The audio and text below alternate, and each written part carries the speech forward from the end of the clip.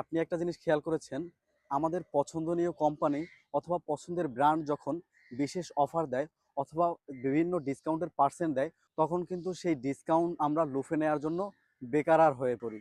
ঠিক তেমনি আল্লাহ পাক রাব্বুল আলামিন আমাদের মানব জীবনে রমজান মাসকে বিশেষ অফার হিসেবে পাঠিয়েছে।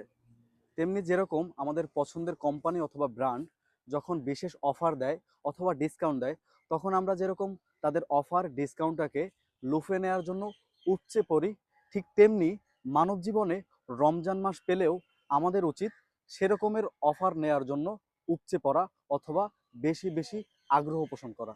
তাই এই রমজান মাস গুনাহ মাফের মাস এবং দ্বিগুণ সওয়াবের মাস। তাই আমাদের উচিত রমজান মাসে সময় নষ্ট না করে বেশি বেশি তাওবা করা এবং অধিক পরিমাণে ইবাদত বন্দিগি করা। আর এই ভিডিওটি আপনার ওই প্রিয়জনের কাছে শেয়ার করুন যাকে আপনি রমজান মাসে পরিশুদ্ধ দেখতে চান, পরিবর্তন দেখতে চান।